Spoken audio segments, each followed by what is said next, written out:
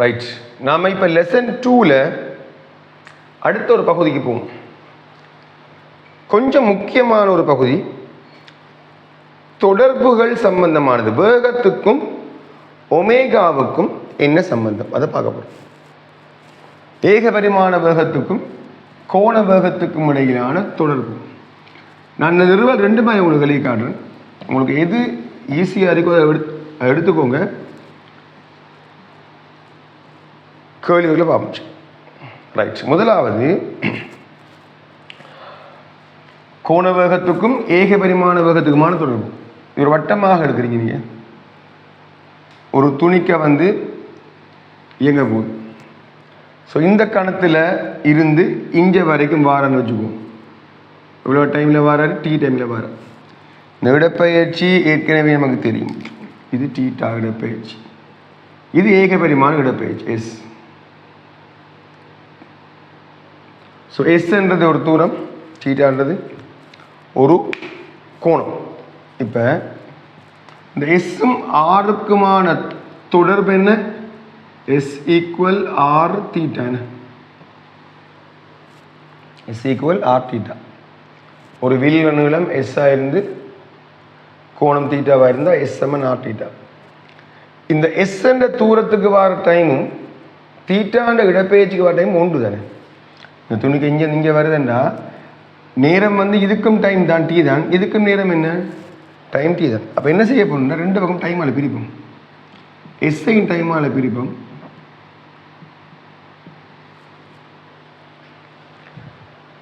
எஸ்என்கள் D R வேகம், இடப்பெயர்ச்சிகள் நேரம்.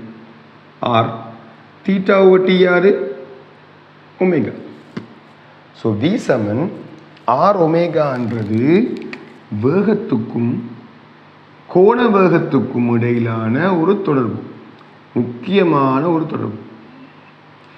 சுழற்சி இயக்கத்திலையும் இந்த சமன்பாடு வரும், உங்களுக்கு வட்ட இயக்கத்திலையும் வரும். இதில் வி என்றது யாருன்னு கேட்டீங்கன்னா தொடலி வேகம்.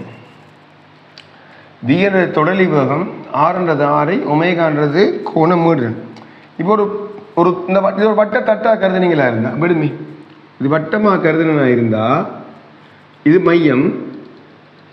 இந்த புள்ளியை நான் ஏ என்று போடுறேன், இந்த புள்ளியை பி என்று போடுறேன், இந்த புள்ளியை சி என்று போடுறேன், இந்த புள்ளியை டி என்று போடுறேன். இந்த டி என்றது மையம். இதெல்லாம் ஒரு லைனில் இயங்க ஒரு வட்டத்தை இயங்குறாங்க. எப்படி வருவாங்க? இப்போ இவரத்தை பார்த்தீங்கன்னா சி இயங்கின தூரம் இவ்வளவு தான், பி இயங்கின தூரம் அதை விட கொஞ்சம் கூட, ஏ இயங்க அதை விட கூட. பட் தூரம் கூட கூட கூட கூட இயங்குற தூரமும் என்ன செய்யும்? உங்களுக்கு கூடும். கோணம் கொஞ்சம் அதிகரிக்குது, ஆனால் எல்லாரும் நேரமும் சமன். இவர் இங்கே வராரு, இதுக்கான நேரமும் ஒன்று தான், இதுக்கான நேரமும் ஒன்று தான், இதுக்கான நேரமும் ஒன்று தான். எல்லாரும் ஒரே டைமில் வந்திருப்பாங்க. இங்கே இருந்தவர் அப்படியே ஒரே டைமில் இங்கே வந்திருப்பார். ஆனால் ஒவ்வொரு ஆக்கள்ற தூரமும் வேறுபடுது. ஏன் தூரம் வேறுபட வேணுமெண்டா, இந்த பாதையால் இயங்குகிற ஆளுக்கு வேகம் குறையும், இந்த பாதையால் இயங்குகிற ஆளுக்கு வேகம் அதை விட கொஞ்சம் கூட, இதால் இயங்குகிற ஆளுக்கு வேகம் நல்ல கூட வை ஒரே நேரம் எடுத்தால். உண்மை என்ன காரணம் என்று பார்த்தோம்டா, இந்த ஆர் மாற மாற வி மாறும், ஒமேகா மாறாது. இந்த துணிக்கு மொத்தமாக உண்டு ஒமேகா தான். ஒரு தரம் சுற்றி வாரதுக்கு எல்லாம் உண்டு டைம். ஏன்ற துணிக்க இங்கேருந்து இது வரைக்கும் வாரதுக்கு எவ்வளோ டைம் எடுக்குமோ அதே டைம் தான் பிக்கும் எடுக்கும், அதே டைம் தான் சிக்கும் எடுக்கும். எல்லாருக்கும் ஒரே நேரம் எடுக்க போகுது, ஆனால் தூரம் வித்தியாசம். ஏன் வித்தியாசப்படுது? ஒமேகா எல்லாருக்கும் சமன். வேகம் என்ன செய்யும் என்று கேட்டீங்கன்னா ஆரைக்கு ஏக பரிமாணமாக மாறப்போகுது. வி ஆனது ஆருக்கு நேர்விக சமன். அப்படின்னா இதில் வேகத்தை கருதினமெண்டா, தொடலி வழியான வேகத்தை கருதினமெண்டா, ஏகிற வேகம் தொடலி வழியான வேகம் இப்படி இருப்பார் விஏ. பிக்கு தொடலி வழியான வேகம் அதை விட கொஞ்சம் குறைவாக இருப்பார் விபி. சியில தொடலி வழியான வேகம் அதை விட குறைவாக இருப்பார் விசி.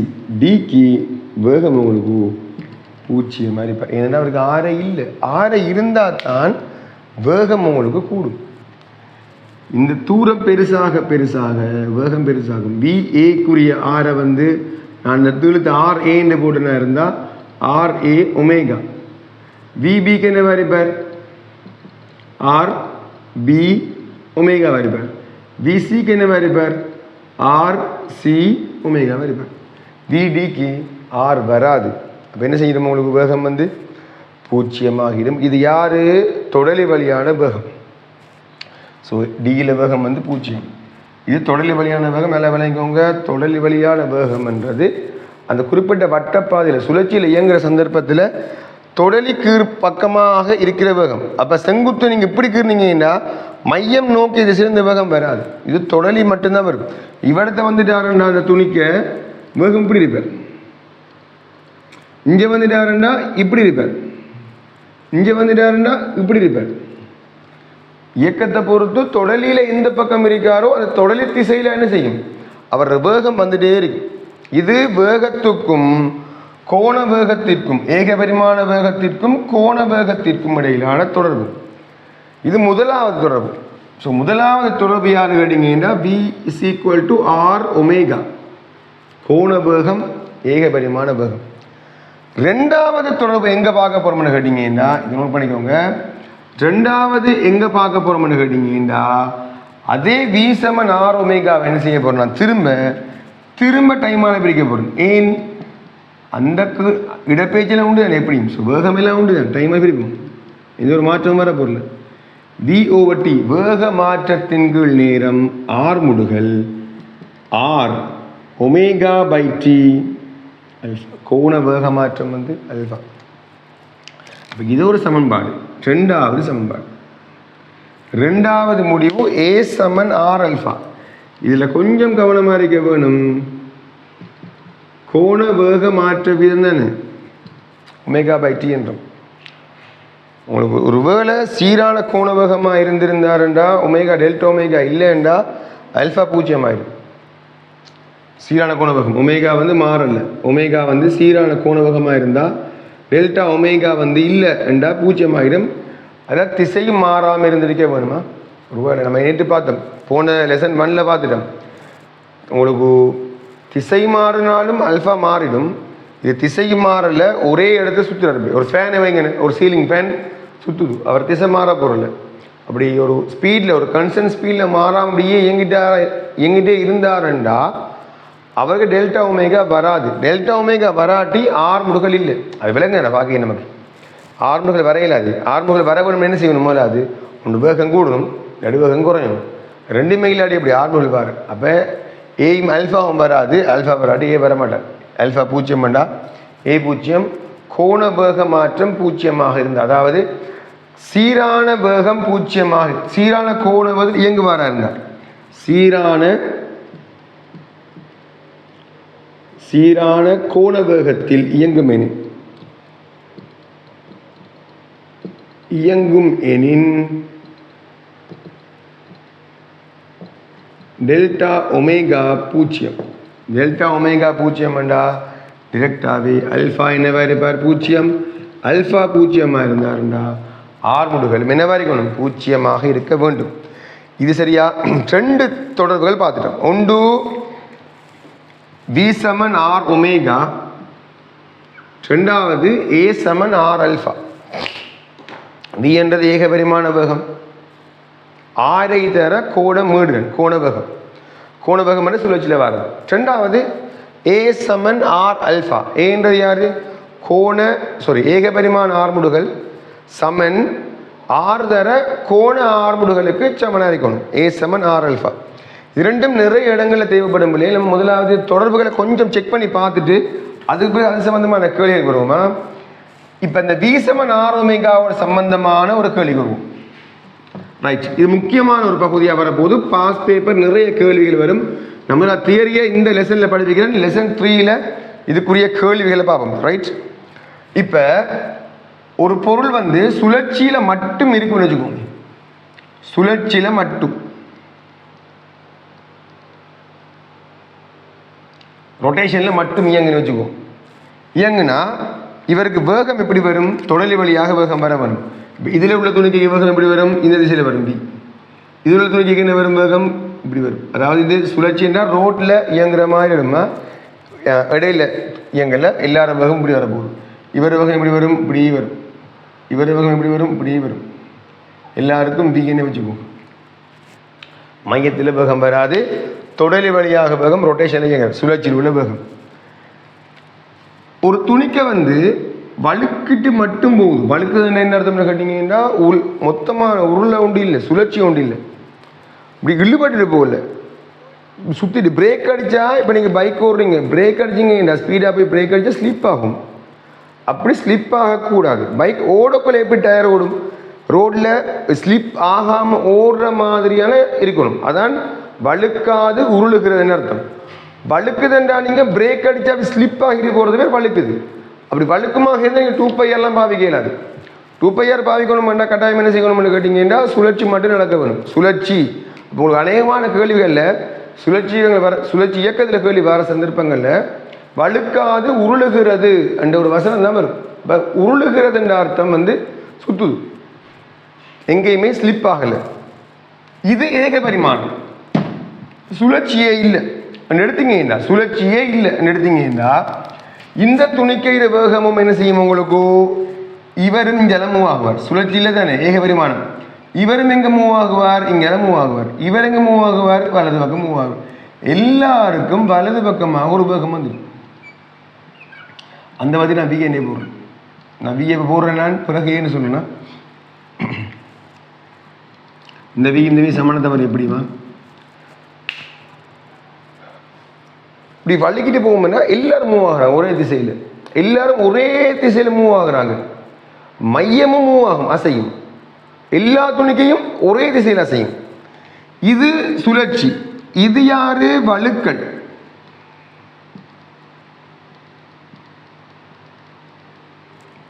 இது ரெண்டையும் சேர்த்தமண்டா, சுழற்சி பிளஸ் வழுக்கல் ரெண்டையும் சேர்த்தமண்டா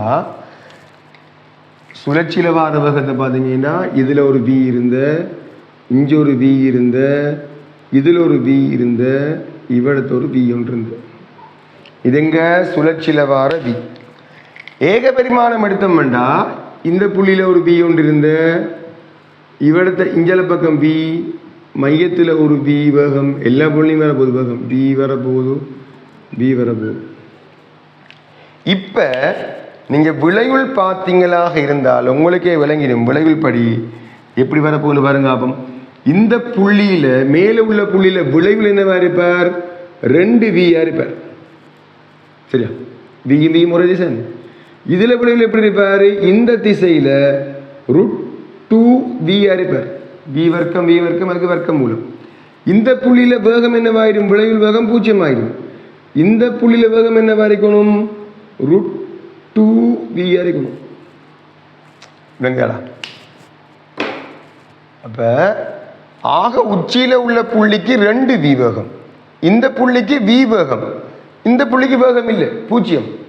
ஸோ அந்த தளத்தில் உள்ள அந்த புள்ளிக்கு வேகம் 0. மேலே வர வர என்ன செய்யும், வேகம் கொஞ்சம் கொஞ்சமாக கூடும். கூடி கூடி கூடி கூடி கூடி இங்கே v வேகம் வரும். அதாவது r தூரத்தில் v வேகம் வரும். அப்படியே கூடி கூடி கூடி கூடி 2r தூரத்தில் 2v வேகம் வரும். ஸோ ஆக டொப்பில் 2v, இதில் v, இந்த புள்ளியில் 0. இது முதலாக விளங்கிக்கோங்க. ரெண்டாவது விஷயம் வழங்க வேண்டியது, இதில் நீங்கள் யாருக்கு வேணாலும் தொடலி கீர்னீங்களா இருந்தால், அதாவது விளையுளுக்கு ஒரு கோட்டை கீர்னீங்கன்னா அந்த விளையுள் கட்டாயம் செங்கோணமாக இருக்க வேணும். இதில் இங்கே இருந்தாலும் இவருக்கும் விளையுள் எப்படி இருப்பாரு கேட்டீங்கன்னா இவருக்கு செங்கோணமாக தவறுவர். இதுல இருந்து ஒரு கோட்டை கீர்னீங்கன்னா விளையுள் செங்கோணமாக இருப்பார். நீங்கள் இதுக்கு கீறினாலும் செங்கோணம் தான், இதுக்கு கீறினாலும் அந்த விளையுள் என்ன வாய்க்க முடியாது, செங்கோணமாக தான். விளையுள் வேகம் அடி அந்த தளத்தில் உள்ள புள்ளியிலிருந்து செங்கோணமாக இருக்கு. இது ஒரு நிறுவல். யாருக்கு, ஒரு சுழற்சி அடைகின்ற உருளலோட இயக்கம், மேக பரிமாண இயக்கம். இப்படியே உருண்டுட்டு உருண்டுட்டு உருண்டுட்டு இப்படியே இயங்கிட்டே போகுது. இங்கே சைக்கிள் உருண்டிட்டு போகிற மாதிரி இருக்கும். உருளலும் வரும் பிளஸ் ஏக பரிமாணமும் வரும். இப்படியான ஒரு இயக்கம் நடக்குமாக இருந்தால் இந்த மாதிரி வேகம் வரும். இதில் நிறைய கேள்வி இருக்கு. நான் கேள்விகளை லெசன் 3ல் உங்களுக்கு சொல்லித்தரேன் என்ன மேட்சர்ன்றது. இப்போ இதில் வர இன்னும் ஒரு நிறுவல், இதை வேற ஒரு மாதிரி நிறுவலாம். இப்போ சில பேருக்கு இதுக்குமே வி போட்டேன் இதுக்குமே வி போட்டு விளக்கம் இல்லாமல் இருக்கும். அதுக்காக வேண்டி இந்த நிறுவல் நம்ம இருக்கட்டும். ஆனால் எக்ஸாமில் கேட்டாங்க நம்ம மற்ற நிறுவலை எழுதுவோம், சார்பு வேகத்தை பாவிச்சு எழுதுவோம். ரைட்டா? முதலாவது இதை கொஞ்சம் நோட் பண்ணிக்கோங்க. நான் ரேஸ் பண்ண போகிறேன், போஸ்ட் பண்ணிவிட்டு எழுத தெளிக்கோங்க. ரைட்டா? ரைட். இப்போ நான் அடுத்ததுக்கு வரேன். ரெண்டாவது நிறுவல் சேம் அதே தான். ஒரு வட்டமான ஒரு பொருள் உருளுமாக இருந்தால் இப்படியே வந்து என்ன செய்ய போகுது? உருளிங்க வரப்போகுது.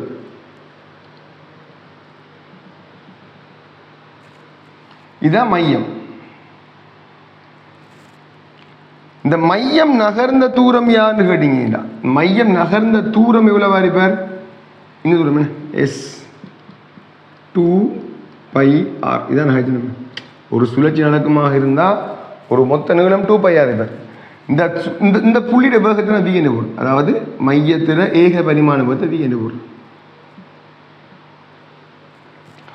ஒரு சுழற்சி நடக்குது, ஆரையுடைய ஒரு வீல் இயங்குது. ஒரு சுழற்சி நடக்கக்குள்ள 2πr தூரம் போகுது. ஒரு சுழற்சி நடக்குது 2πr தூரம் போகுது. ஒரு சுழற்சி நடந்தால் அதுக்கு பேர் வந்து அலைவு காலம் என்று பேர், டி என்று பேர். இதில் டி என்ன மாதிரி பேர்? பூச்சிய மாதிரி பேர். ஒரு டி, ஒரு அலைவு காலம் என்று பேர். அப்போ டிஆர்னு கேட்டீங்கன்னா 2πr தூரத்துக்கு வர வேணும். இப்போ ஏக பரிமாண வழுக்கள் ரெண்டையும் கவனிப்போம். நம்ம எஸ்எம்என் யூடியை பாவிப்போம்.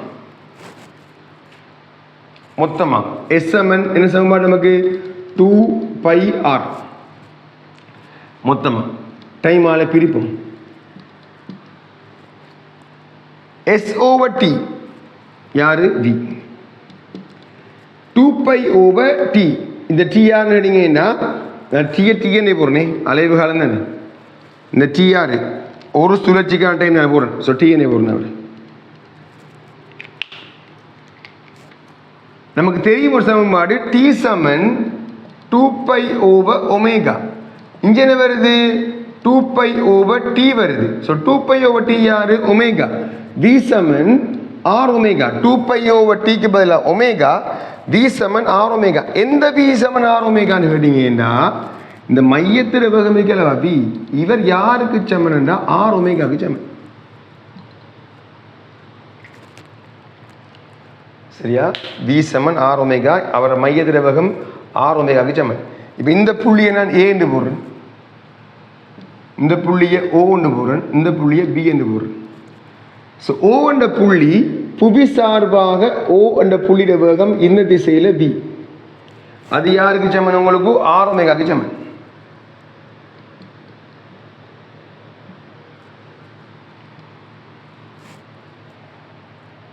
இப்படி இயங்குறாங்கடா, இந்த துணிக்க இஞ்சல பக்கம் இயங்கும், இந்த துணிக்க இஞ்சல பக்கம் இயங்கும். என்ன பதில் இயங்க போகுது? சேம் R ஒமேகா வேகம் வரப்போகுது. ஆரே தான் R ஒமேகா. R ஒமேகா இயங்க போகிற V சமன் R ஒமேகா. இந்த வியுமே யாரு? R ஒமேகா தான். இதைத்தான் நான் ஏழியாக உங்களுக்கு போடணும். நடுவில் வார துணிக்கும் அதே வேகம் தான், சுற்றி வாரத்துக்கும் பிஎன்னு போடலவா வெளியே முன்னு நிறுவனத்தில். இதுக்கும் பிஎன்னு போட, இதுக்கும் பிஎன்னு போடணும். இப்போ நான் மொத்தமாக காட்டியாச்சு. வின்றது யார்? R omega. இவரும் R ஒமேகா தான் வர போகிறாரு. கோணவகம் ஒமேகாவாக இருந்தால் இவருக்கு R ஒமேகா தான். கோணவகம் ஒமேகாவாக இருந்தால் R ஒமேகா, R ஒமேகா. இவர் இங்கே வந்துட்டாரா, அவருக்கும் R ஒமேகா தான். ரெண்டுமா R ஒமேகா. இப்போ புவி சார்பாக ஏயின் வேகம் இஞ்சல பக்கம் என்ன வர போகுது? R omega. புவி சார்பாக ஏயின் வேகம் புவி சார்பாக வராது, O சார்பாக ஏயின் வேகம் இஞ்சல பக்கம் R ஒமேகா. O சார்பாக B இன் வேகம் என்ன? இஞ்சல பக்கம் R ஒமேகா.